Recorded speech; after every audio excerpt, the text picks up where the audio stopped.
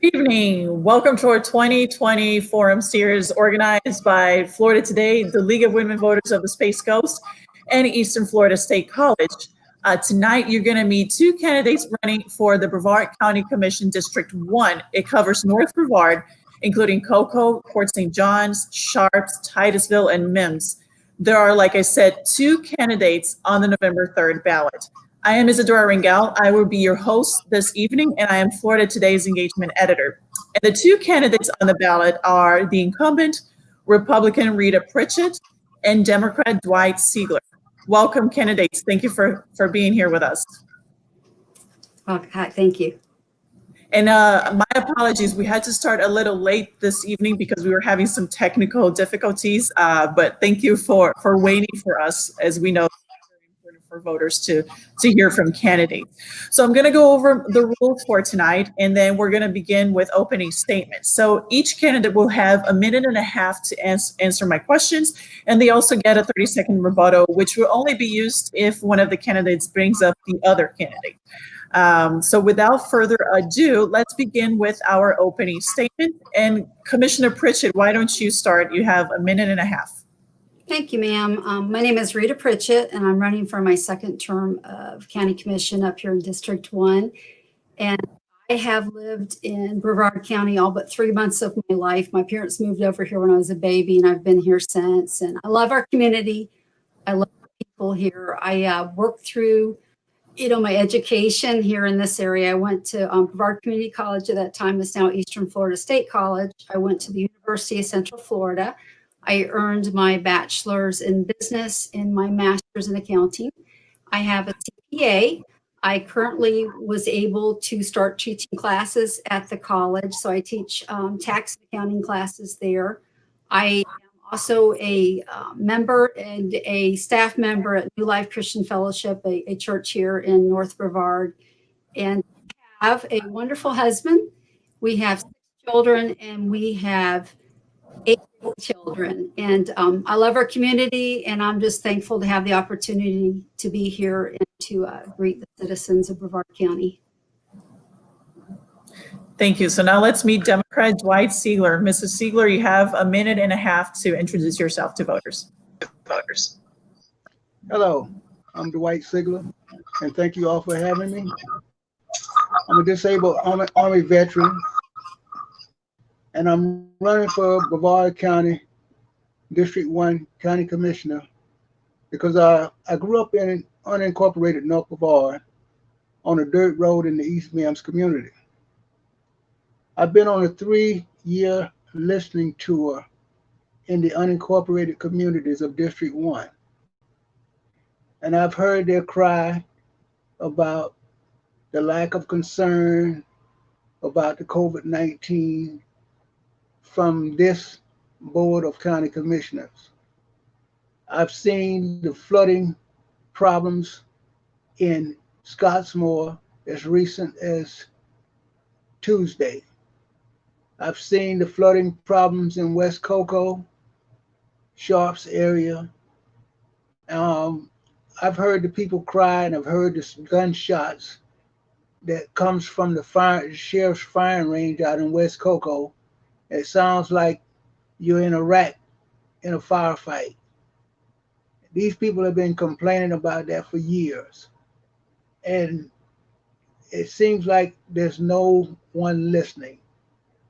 In the Scottsmore area, since the 1998 fires, when everyone had to evacuate that community, here it is 2020, and we still don't have fire hydrants, public drinking water. Thank you, Mr. Seigler. And just a quick tip for you: if you can look at your camera when you're speaking, it looks like you're looking at a screen, and we're catching you from below. It might be better for you. It might be better for the viewers as well. So I'm going to begin with the COVID-19 pandemic, since that's an issue that already came up in the opening statement. And Mr. Seigler, you brought up, you mentioned what you described as lack of concern about COVID from the current commission.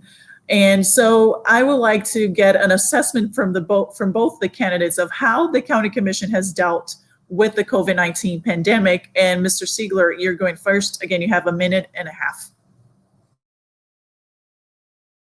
I feel like a lot of residents in the county that this current commission, we haven't heard much of them saying anything about COVID-19.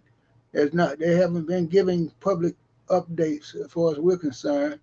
And, you know, I think it was one of the recent holidays when South Florida and the rest of the state basically closed their beaches. Brevard County couldn't make a decision whether we should have our beaches open or not, so we kept them open. And people flooded here from all over the state just to come to the beaches. No masks. We can't make up our mind to even make a mask mandate. This is a serious problem. And it seems like some people are taking it very lightly from Washington to Brevard County.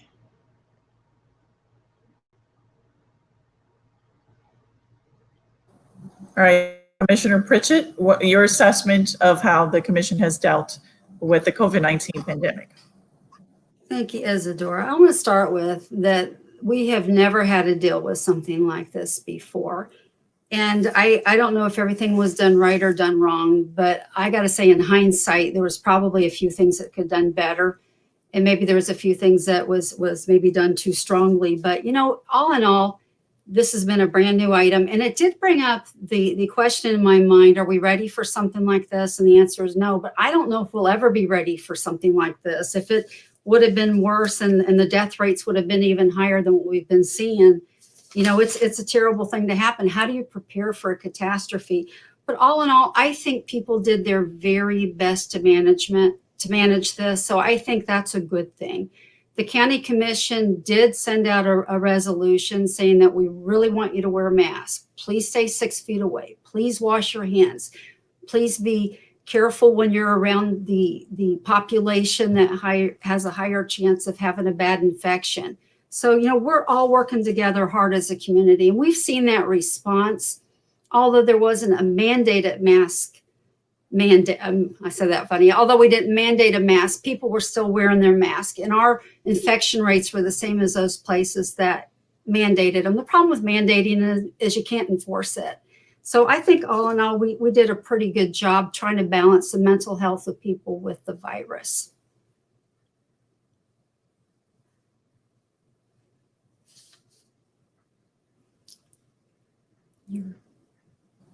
I always tell candidates to unmute themselves, and I just made that silly mistake.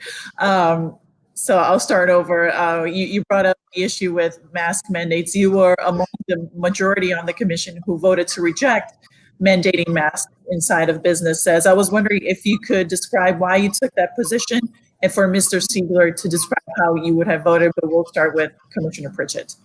Well, we requested that the business would mandate them. Again, it's hard to enforce that once you do it. And I got to tell you, Isadora, too, I wear a mask, and I ask my family to wear a mask.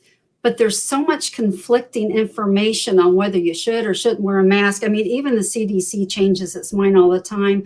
But, you know, if you just wear the mask and you get rid of the risk, possibly, I've encouraged everybody to do that.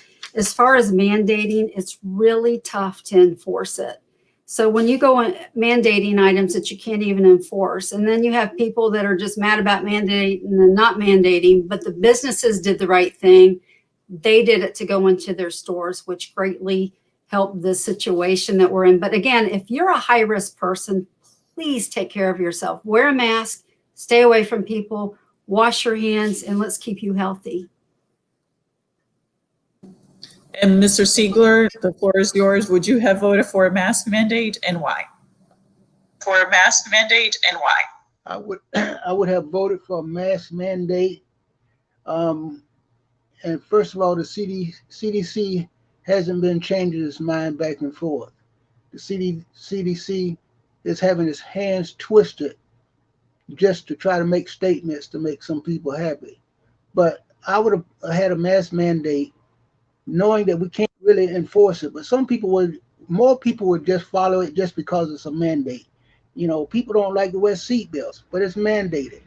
So they wear them. So everybody's not going to be wearing it, but the majority of the people would be if you just say, this is what we're going to do and call it a mandate and deal with it. So let's topic of COVID-19 for a few more questions, but now I want to dig a little deeper into the CARES Act.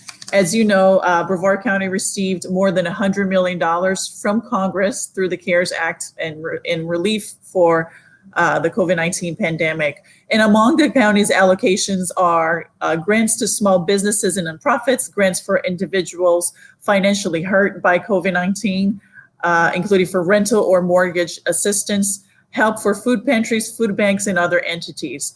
My question is, would you change how that money is being distributed? And Mr. Seigler, you're going first. I think we had some high qualifications, and it scared a lot of people away from even applying for the money. And there's some people on this commission to rather see the people that's in need get the money and use the money and spend it in Brevard County, which also helps your economy. There's some people on this commission that would rather send it back than to give it to the people in need. Thank you, Commissioner Pritchett. And are you one of those commissioners who would like to send the money back, just to clarify it, if you want to incorporate that into your answer? Thank you. Yeah, I don't want to send it back. I want to get that money into the community. The problem with this funds is, well, it's federal funds and not ours. And they gave us direct parameters of what we can do. It has to be COVID related. So we are trying to get it into many hands as we can, as fast as we can, but they have to follow in that parameter. If they don't, the federal government's going to make them pay it back, and that's going to be terrible. So we've been able to get millions of dollars into the hands of people who need food and housing. That's every time Ian comes in and says, like, I spent it, we're giving it to him as fast as we can. So we are really working hard trying to get this money into the hands of people as quick as we can. We've got till mid-December to have it encumbered. So it's been very aggressive, but we're trying. We're just really trying. If it comes up with any more ideas, we're vetting it, trying to get this money out. But I don't want to send any of it back. All they would do is take it and send it to another state. I would rather have it spent here in Brevard County because it's our tax dollars too. And Commissioner, you voted twice against using money that the county got through the CARES Act to temporarily subsidize jobs for small businesses and nonprofit organizations. Can you explain the reasoning for your decision? And Mr. Seigler, how would you have voted on that item? And Commissioner, you're going to go first. Ms. Strangler, I'm sorry, what was the first part of that question? Oh, sorry, I'll start over. I'm referring to your vote, I believe it was very recent, probably in the past couple of weeks, against using money that the county got through the CARES Act to temporarily subsidize jobs for small businesses and nonprofit organizations. I believe that would be done through, I forgot the name of the organization, Career Brevard or Career Source Brevard. If you could explain your vote, please, and then I'll ask after that whether Mr. Seigler would have voted any different. Well, I wanted to get the money into people's hands to get them jobs. We were giving it to Career Source. I think I don't know the exact number, it's like 2.5 million. They were going to get 700,000 of that just to give to another entity to give people to get jobs. I just thought it would be better just to get it out and give it to the people. Not that I don't like Career Source. I just had a struggle with giving them 750,000 just to hand over to another entity to find people these jobs.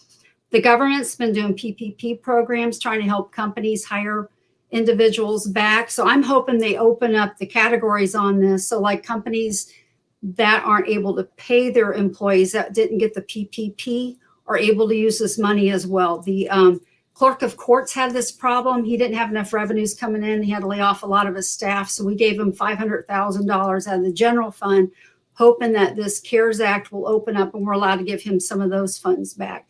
The most important thing here is to keep people with some type of income coming into their house until their jobs are able to pick back up and they have income to feed their families. This is such a tough time. Mr. Seigler?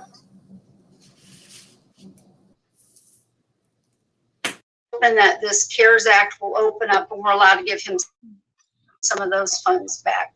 The most important thing here is to keep people with some type of income coming into their house until their jobs are able to pick back up and they have income to feed their families. This is such a tough time. Mr. Seigler? Yes, I would have spent the money as fast as possible to get it into the hands of the people and into the economy. People are hurting, and we're trying to hold on to it to let Housing and Human Services handle the money. They have a load now that they can't handle their own business. So if the career source is going to help us get the money, get people back to work, let's do that. Let's And I don't stop know if dragging our feet every issue. I think I'm having issues now. I'm having a terrible delay right now where I'm still hearing. And Rita, are you having the same issue as me? Mute right. Yeah, I actually thought it looked like my voice came out of his mouth a minute ago. I got a little tickled. Okay, so let's, Mr. Seigler, can you hear us? If you can just give us a, if you can. I think I'm having issues now. I'm having a terrible day right now where I'm still hearing. Yeah, we're having an issue with, it looks like Mr. Seigler is he's having a lot of delay, and it looks like we're hearing his voice after we see him speak. So I'm going to proceed and see if this issue kind of fixes itself. So Commissioner Pritchett, I'll ask you to answer the next question first. So maybe we'll give him some time to, hopefully that issue will fix itself with a couple of minutes. And it's still about COVID-19 and the CARES Act. Commission Chair Brian Lober asked two healthcare companies seeking CARES Act dollars for COVID-related expenses that they partially matched those funds with money to improve county-owned facilities, one of them in Titusville. Parish Medical Center is receptive to that idea. However, Health First has accused Commissioner Lober of quid pro quo. Lober has, by the way, withdrawn his request to Health First. My question is, do you believe the county should distribute federal relief money in exchange for investment in county facilities? I don't know. I don't know if we're allowed to do that. So I think he was trying to encourage people to invest in projects, which I don't know that the hospitals don't already do that. Do I think the hospitals should get some of these CARES funds? Absolutely. They've lost a lot of money, and they're the ones out there having to treat these patients coming in that are struggling with this illness, and people that are even afraid of it, having to get tested, and they're not getting as much reimbursement as they're spending. So it's a good place to put the funds. And I don't know a lot with Health First investment to the community. I'm sure it's substantial, but Parish is continually investing in the community. So for that even to be an idea for them, I knew they would be fine with it if the proposal came. But I don't even know as a commission if we're allowed to do it, but that's going to be for legal. But I think that we have wonderful hospitals in our community, and I would feel very good about them getting some of the CARES funds. And just to quickly follow up, do you think there was perhaps a perception that there was some quid pro quo, even though that might not have been stated in policy, for example? Yeah, I don't know, Ms. Rangel. I don't know if that was his intention or anybody's intention. I think that the intention, I don't know. I can't even second guess it, but I know everybody's hearts and they've got good hearts. So I think I'll have to leave that up to legal down the road. And Mr. Seigler, I'm going to ask you, were you able to hear the question, or want to make sure that you're not having issues listening to hearing us? So the floor is yours to answer that question.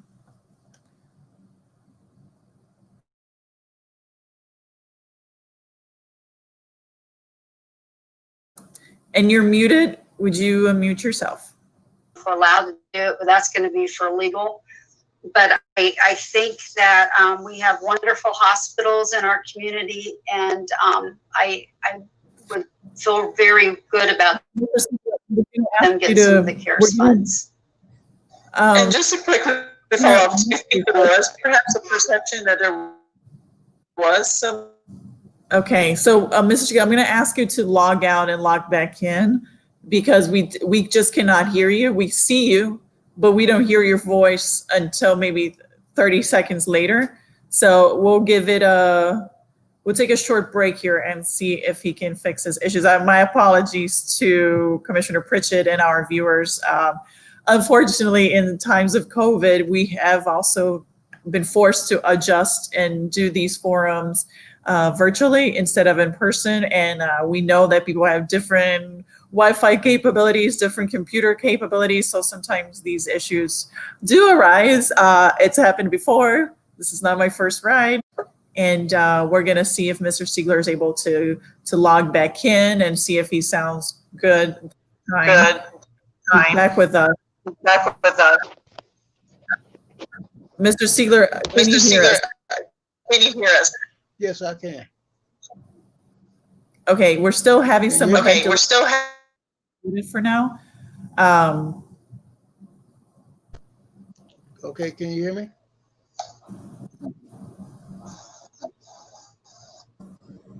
Yes. Yes. Okay.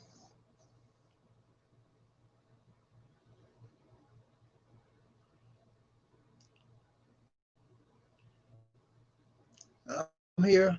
Can you hear me? I can hear you. Can you hear us? I can hear you. Can you hear us? Yeah, I can hear you. Okay, so I'll repeat the question for you. Okay, so I'll repeat the question for you. Okay, there's a really bad feedback going on. So now that you're muted, yes, Rob, I will ask the question. The question is, I'll start from the beginning. Commission Chair Brian Lober asked two healthcare companies seeking CARES Act money for COVID-related expenses that they partially match those funds with money to improve county-owned facilities. One of them in Titusville. Parish Medical Center is receptive to that idea. However, Health First has accused Commissioner Lober of quote, quid pro quo. Lober has withdrawn his request to Health First. Do you believe the county should distribute federal relief dollars in exchange for investments in county facilities?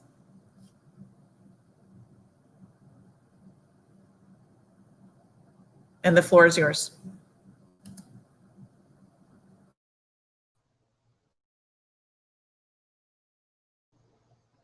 And the floor. Okay. I'm trying to unmute.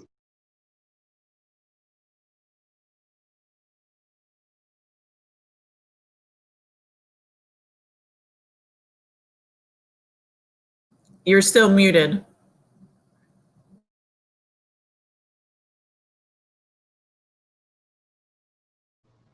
You're still muted. Okay, now can you hear me now? Okay, can you hear me now? Okay,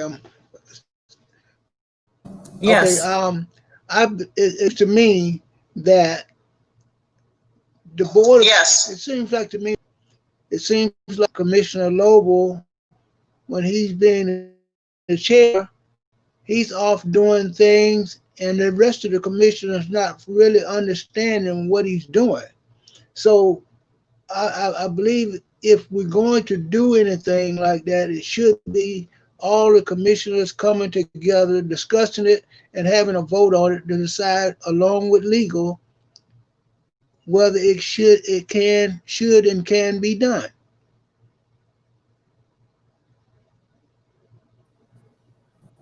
Okay. It looks like some of your issues have been fixed. Okay. It looks like some of your issues have been fixed.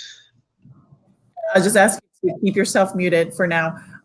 So let's move on from the pandemic. And my next question is very simple. What overall grade would you give the county commission's effectiveness and why? And Mr. Seigler, you're going first.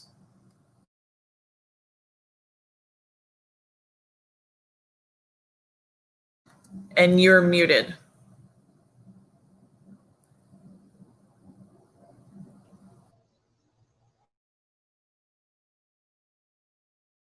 You're muted. You need to unmute yourself, please.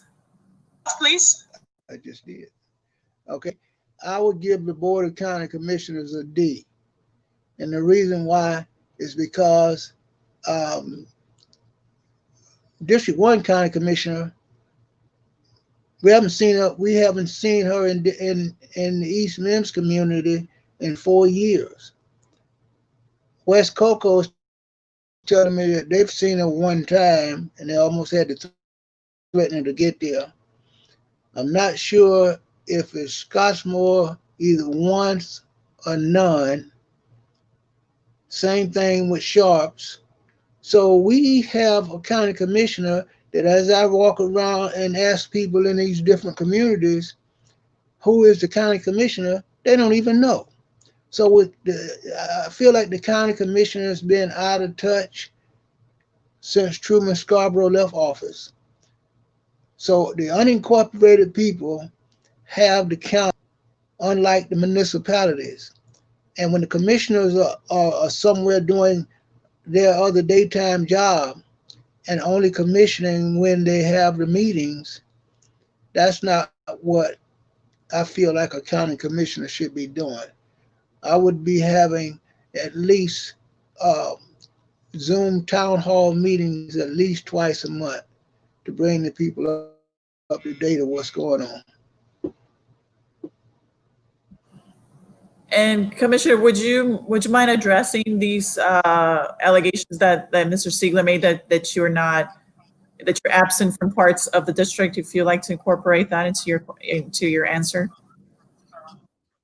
Well, Ms. Adora, the question again was how you would grade the county commission on the COVID I'm sorry, response. just how would you grade the county commission overall, not just on the county, not just on the response to COVID, but just its effectiveness in all different areas?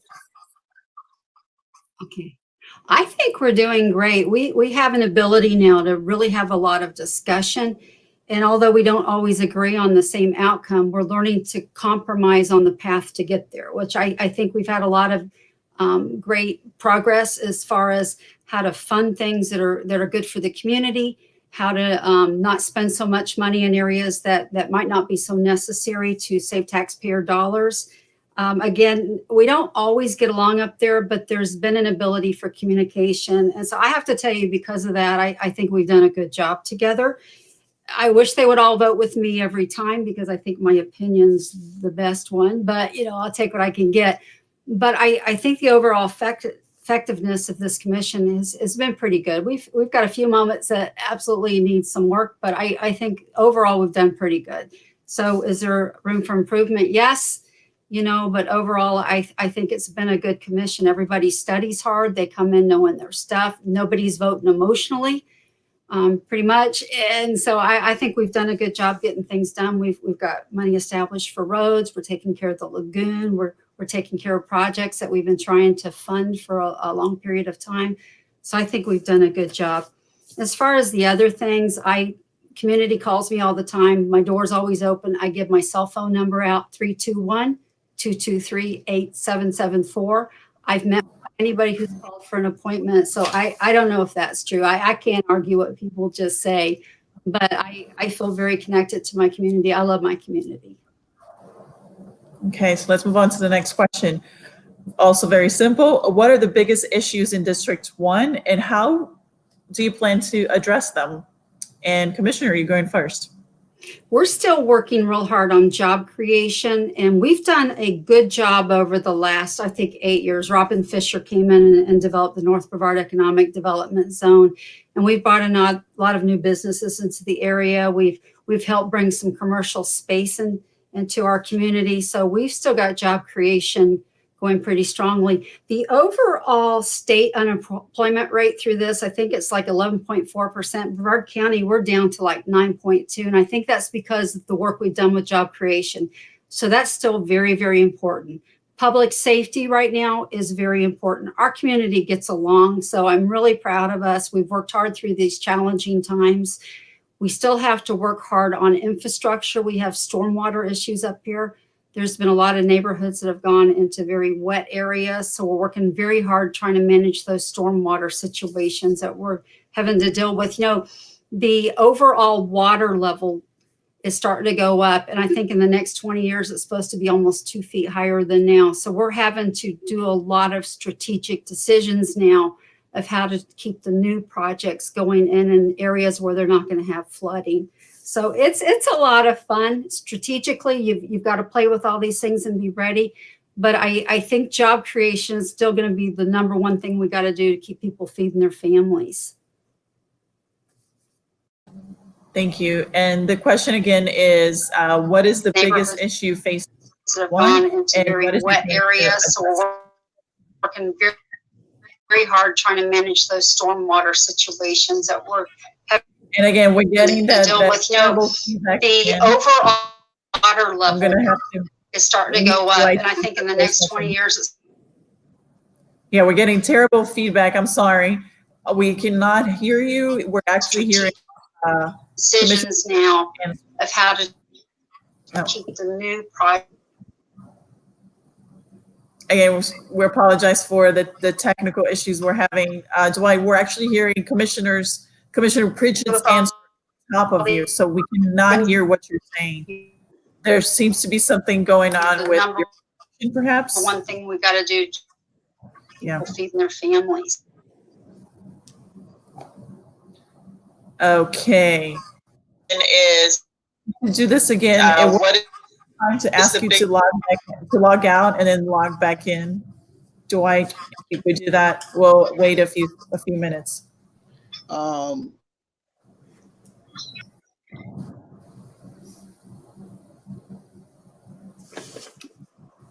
again, our apologies for another technical hiccup. This has been God bless you. the forum. So Yeah. we definitely want to hear from both candidates. So thank you. You do a great job. You're doing a great job. She appreciates Florida Today for doing these live streams. Thank you for saying I do a good job. It's such a tough thing to do, especially with all these technical issues. Yes, Beverly, we're trying to all these technical issues.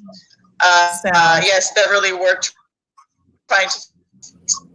And we're still having the terrible feedback. I'm going to propose something because Okay, I think can you it's hear me? for voters, and I'm going to ask Rob Landers, who's the producer here, whether it makes sense for us to have Mr. Seigler on the phone and calling our producer Rob Landers' cell phone, and then at least we'll get the audio. It seems to be the only way that we will be able to hear him. So Mr. Seigler, I will be sending your phone number so he's going to be calling you, and that's how we're going to sending your phone number to, so he's going to be calling you, and that's.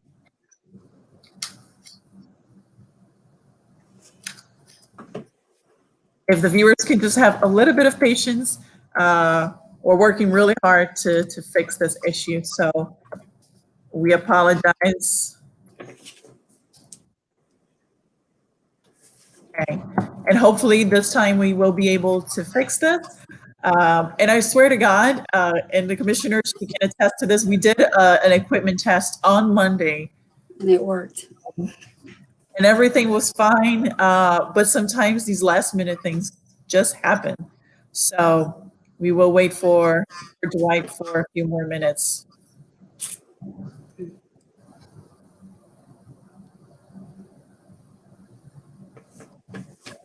And by the way, it is my boyfriend's birthday, so good, happy birthday, Ryan. Happy birthday. I was on the Bill Meg show this morning, and I promised that I would give him a shout out, and then I forgot. So this is it. This is me making up to you. Okay, have we fixed that issue? Let's.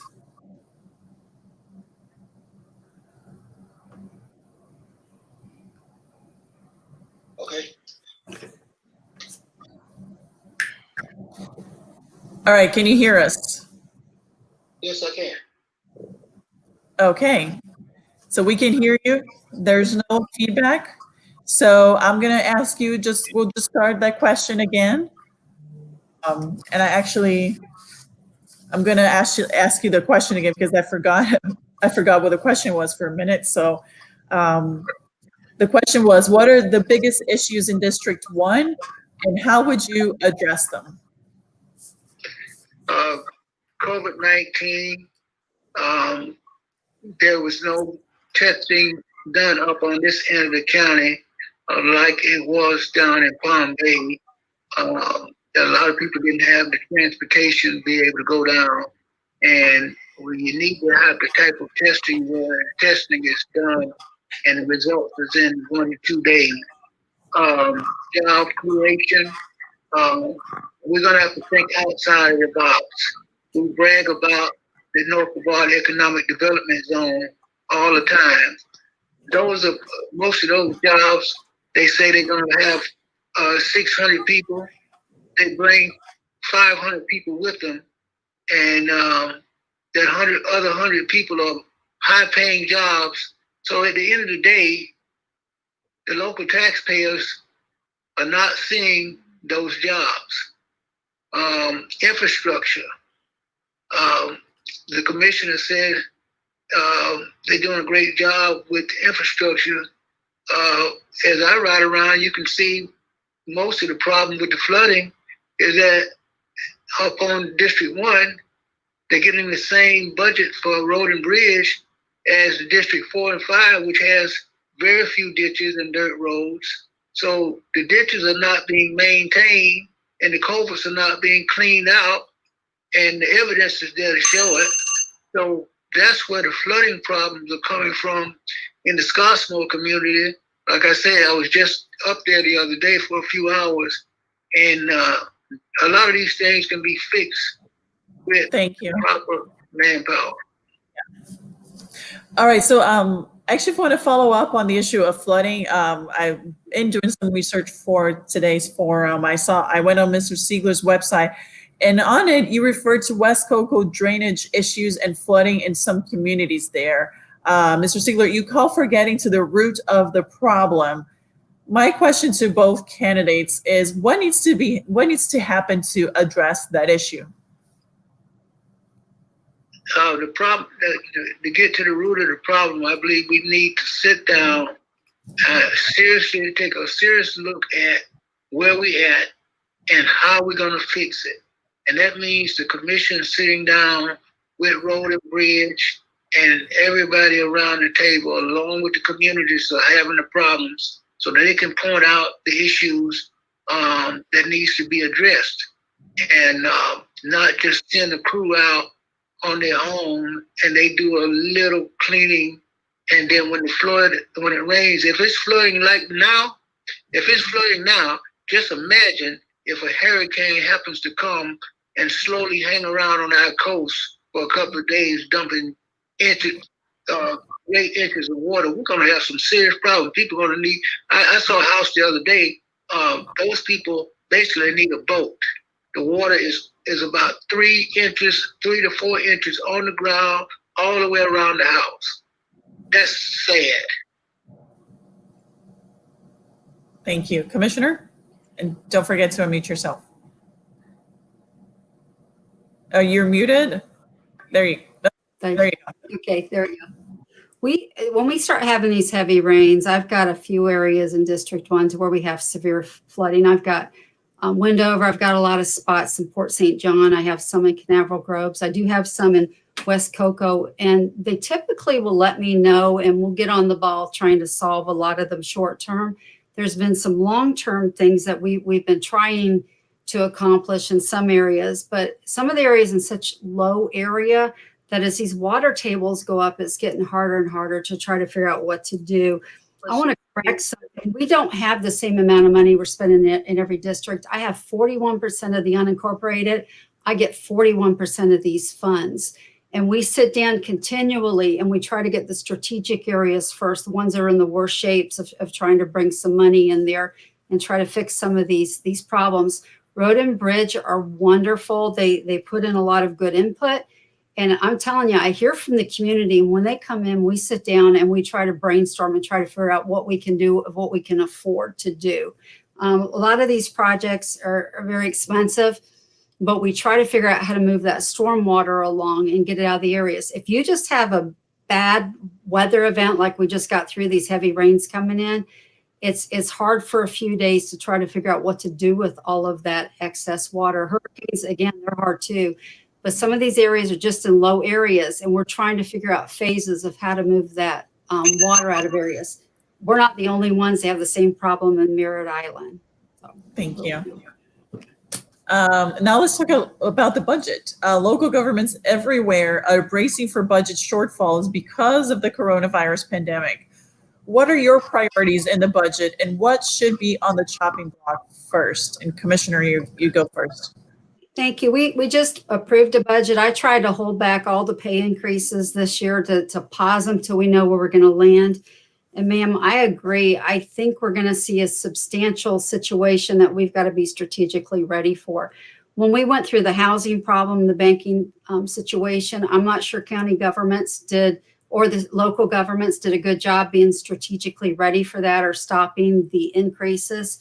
So I really wanted to put a pause on the budget, even though we didn't have to do a tax increase and it was a decrease. I really wanted to put more money into the reserves. I was outvoted on that. They had good reasons why, I get it, but I'm a little more conservative right now. I'd rather not do any new additions and kind of hold status quo at least for 6 months to see where we're about to land. I really think we're going to have an economic challenge moving ahead, but I'm really committed to try to keep Brevard County as little impacted with this unstable financial forecast that we have coming down. And I would really like to get a strategic plan going forward. We have a great community. We have a great future. So if we can keep creating jobs and keep stimulating the economy, it's going to help a lot. Again, our unemployment here is a lot less than the rest of the state and a lot of places in the nation because we've been doing a lot of these things for the past few years. And I'm thankful for that. I think it's helped a lot. Thank you. Mr. Seigler. As you ride around Brevard County and pass by any county building, the lights are on 24 hours a day. Parking lots are lit up every night. If you have alarms in the buildings, cameras in the buildings, why do we have to have the parking lot lit up like we got a second and third shift? Why do we have to have the lights on in all of these buildings? So our power bill has to be outrageous. We can, the VA clinic there in Vieira, where I attend, they have shelters over their parking spots. What that is, those are solar panels. That facility is operating on the sun. So if Brevard County was to think outside of the box and move into solar, and now we would cut millions of dollars from our power bill, and those dollars could be diverted into employee salaries and raises or maintenance in buildings and whatever else, without having to ask the taxpayers for any more money. If we're not going to start thinking smart, then we need to move out of the way. Thank you. And Commissioner, you brought up something that leads to my next question. You voted against giving county workers a 2.38% increase in October, a pay increase in October, saying you wanted to wait a few months into the new budget year before supporting them. Commissioner John Tabaya, who proposed the raises, said they should match what the commission approved for firefighters. Can you please just explain a little more about why you took that position? And then when it's Mr. Seigler's turn, I'll ask you to answer how you would have voted if you were on the commission at the time. Yes, ma'am. I wanted to hold the funds for a while because, again, I don't know where we're going to be. I think we have a economic problem a bit right now, but the stimulus funds have been pouring in. You know, the unemployment's been coming, the health with homes. We have this CARES funding, but it's going to go away soon. And my heart is heavy for where we're going to be at that point. And I don't want to see people not being able to take care of their families. And you know, if we have people right now in the private sector and they're kind of on a pause, I thought it was smart to follow suit. And you know what, if everything ends up going in a good direction, which I hope it does, then, if the funds are there, we can go ahead and distribute all those funds that we were planning on giving the employees. But I was hoping to get a little pause. Everybody else didn't see the significance in that, which I totally respect their opinion. But I thought it would have just been a smart play to do that right now. I'm a reserve girl, so that's where I kind of wanted to put them. Thank you. Mr. Seigler? Yes, I would give the employees a raise and not a couple of pennies on the dollar. But we have situations where a young lady been working in the recreation department that I spoke with. She's been there 25 years and she just got the $15. She's got children that have come through that program, and even her children are going to work at places like Walmart and making more than she's making, and she's been on one job with the county government for 25 years. My God, you don't want to give them a 2% raise? What are we holding it for? It's ridiculous. These people, everything goes up, and those people's salary is not moving. How do you expect them to make it? How can you sleep with yourself by just holding this money to come out reserve? They're not looking at reserve. They're looking at how to pay the bills now. So we got to cut and find some ways to pay these people more money than these peanuts that we're paying them. All right, thank you. So still talking about the economy, the Space Coast has gone to great lengths to attract businesses to our county and diversify our local economy. And that's especially a big issue for District 1. Could you explain when economic incentives such as giving cash or tax abatements to certain companies should be used and when they shouldn't be used? And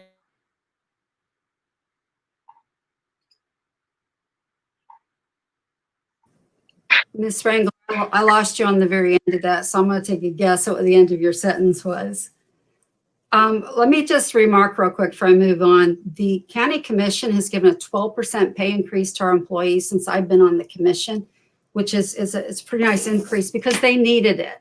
And again, I wasn't against giving a 2.38% increase. I just wanted to wait and give it retro if we found out we had money. Don't apologize for that because I'd rather have people have jobs than have them to lay off if we find out we don't have a budget. We did that in the past and we had to lay off all kinds of government employees. And I'd rather have some income coming into my house than have none because I lost a job. And that's important to me. As far as Ms. Wrangler, I forgot your question. I think sure, I'm gonna start the question again. Actually, Mr. Seigler is going first on this one. I'll ask the question from the beginning. The Space Coast has gone to great lengths to attract businesses to our county and diversify our local economy. Could you explain the economic incentives such as giving cash or tax abatements to certain companies should be used and when they should be used? And Mr. Seigler, you're going first. I think we should give incentives, but those jobs, if I understand the question correctly, those jobs, we need to bring in jobs that pay good. That means we're going to have to go out and do some homework. We're going to have to bring in jobs that's outside of the Kennedy Space Center. We can't continue to put all our eggs in one basket, space related, and we need to come up with jobs that's going to pay decent wages. For example, as we all know, things are changing. The whole world is changing. So we're moving into electric vehicles. I hear the vice president even talking about electric cars. They're already on the road. Tesla's got them, Toyota's got them. In the future, that's where it's going to be. We need to be trying to be recruiting those type companies so that we can build batteries for electric vehicles. Charging stations got to be built. 500,000 all over the country as far as the next president's concerned. So we need to be giving incentives to companies like that in the front end, getting ahead of the game to try to draw those type companies to come into North Brevard. Thank you. Commissioner? And you're muted. There you go. Now I'm good. I think the incentives to get economic stimulus into the community is good. You have to do a return on investment perspective of it. Back maybe in the 60s and 70s, I hear this argument a lot. They didn't do it this way, but this ain't your daddy's economy. I mean, there is great competition going on right now to try to get these big industries into certain areas. And I've got to say, I think Linda Weatherman and the EDC's done a great job. When I travel around the country and I'm with Linda, maybe it's because I'm with her, they all tell me we have the best economic driver here in Brevard County. So we've really done a good job. Brevard County went through growth at time periods where the rest of the state didn't. So we are getting the jobs in. We are starting to get companies in. We were able to compete. You have to have money to compete. And these incentives really helped. I'm a strong believer in clawback. So when we've given the incentives, if they weren't able to meet the job criteria, they had to give the money back. And as far as the abatements, same thing. They'd lose the abatements if they weren't able to do this. The majority of them were able to fulfill their contract. And we have had a lot of new jobs come in this area. I don't know if you remember when we went through that crisis, 1 out of every 3 houses was vacant. Most of our families moved up north because there wasn't jobs. Well, they're all coming back. We are at that population and then some. So this is working. It might not be what everybody likes, but I think it's working. And it's better for the private sector maybe, but if the government has the ability to give incentives to stimulate the economy to where more tax dollars come in, I think it's good. Some people in a different world. I forgot to unmute myself this time. And actually we're approaching the end here. But I'm gonna try to fit one more question. I'll give you actually a minute instead to answer it because I always feel we have to talk about the Indian River Lagoon. So the question is simple. As the county commissioner, how would you work to continue improving the health of the Indian River Lagoon and address other environmental issues in Brevard? And Commissioner, you're going first, 1 minute instead of 1 minute and 30 seconds. Well, we've put that plan into place. We're working real hard to quit putting bad stuff in, and we're also working real hard to get the bad stuff out. So this is going to take years. It's probably going to take longer than the 10 years that we've been doing it, but we've been trying to change the way we think. The important thing is going to be is we're doing building, new construction, is that we mandate that they're hooked to the sewer system or they're using that really high-end septic system, which is as good as the sewer from what Virginia tells me. And we want to limit how we're growing close to the lagoon. There's some things we can control. As far as the phosphorus in the soil, we can't. And that's always going to be a problem because it's very rampant here along our community. But I think we have to really concentrate on using the higher end septic tanks if people have to have them because they can't hook into the sewer, or make sure we're adequately moved into the sewer. As far as the other rest of the environmental issues, we got to continue to protect the wetlands and still have smart growth. And I'm out of time. Thank you. Mr. Seigler, you plan for the Indian River Lagoon? I believe we need a task force to go and shut and cut the pipes off from every municipality and Brevard County that's continually dumping sewage, raw sewage into the river. We can't use the river as a septic tank and then try to blame it on residential septic tanks. The cities are pumping sewage into the river. And they say they have a spill. It's not on the ground and it's not in the air. That means it's in the water.